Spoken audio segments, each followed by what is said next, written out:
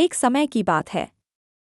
Yemen के एक इलाके में एक बहुत ही नेक दिल और मशहूर इंसान रहते थे जिनका नाम था हातिम ताई। उनकी एक ही पहचान थी, सच्ची और दिल खोल कर की गई। उनके दरवाजे हर ज़रूरतमंद के लिए हमेशा खुले रहते थे। हातिम ताई की आवत का नाम दूर दूर तक पहुंच चुका था। लोग उनकी दरियादिली की मिसालें देते थे। यहाँ तक कि उनके बारे में रोम के बादशाह तक को खबर मिल गई। एक दिन रोम के बादशाह के दरबार में हातिम ताई का जिक्र हुआ। एक दरबारी ने बताया, हातिम ताई के पास एक ऐसा शानदार घोड़ा है जो तेज़ रफ्तार और बेहद खूबसूरत है।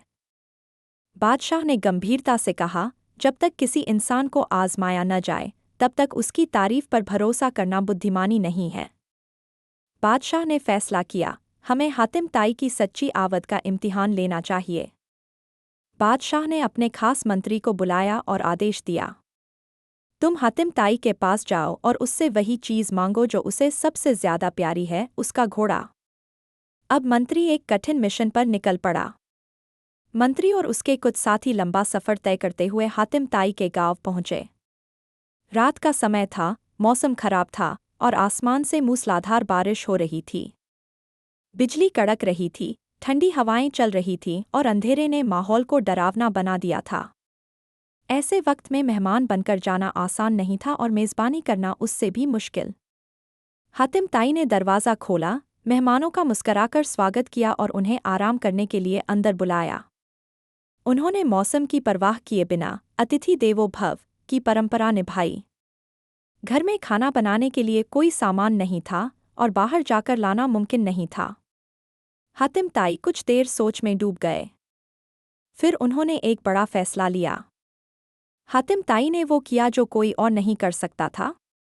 उन्होंने अपने प्यारे घोड़े को कुर्बान कर दिया ताकि मेहमान भूखे न सोएं। उन्होंने खुद गोश्त पकाया और मेहमानों को परोसा। बारिश की आवाज़, गर्मागर्म गोश्त की खुशबू और हातिम ताई की मुस्कराहट ने मेहमानों का दिल जीत लिया। सभी ने भरपेट खाना खाया और थकान मिटाकर गहरी नींद में सो गए। सुबह बारिश थम चुकी थी। ठंडी हवा चल रही थी और सब कुछ चमक रहा था। नाश्ते के दौरान मंत्री ने आखिरकार असली मकसद बताया। मंत्री ने कहा, हमारे बादशाह ने आपके घोड़े की बहुत तारीफ सुनी है। वो चाहते हैं कि आप उन्हें अपना घोड़ा भेंट करें।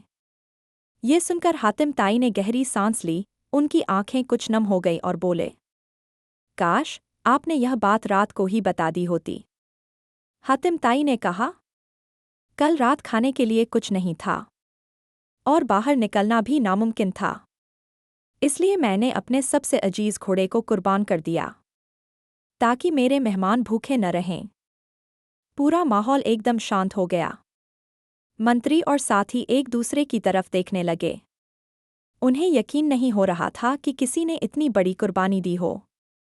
मंत्री ने हातिम ताई का शुक्रिया अदा किया और कहा, अब हमें कुछ मांगने की जरूरत ही नहीं रही। हम आपका दिल देख चुके हैं, आप सच में दुनिया के सबसे सखी इंसान हैं। मंत्री ने रोम लौटकर सारा किस्सा बादशाह को सुनाया। बादशाह चौंक गया और बोला, ऐसी तो मैंने किताबों में भी नहीं पढ़ी थी। बादशाह ने सबके सामने ऐलान किया, हातिम ताई जैसा इंसान इस दुनिया में बहुत कम पैदा होता है। मैं उसकी सच्ची तारीफ करता हूँ। प्यारे बच्चों, इस कहानी से हमें ये सीख मिलती है कि सच्ची आवत वही होती है जो दिल से की जाए बिना किसी लालच के। हातिम ताई ने साबित किया कि असली अमीरी दिल की होती है, जेब की नहीं।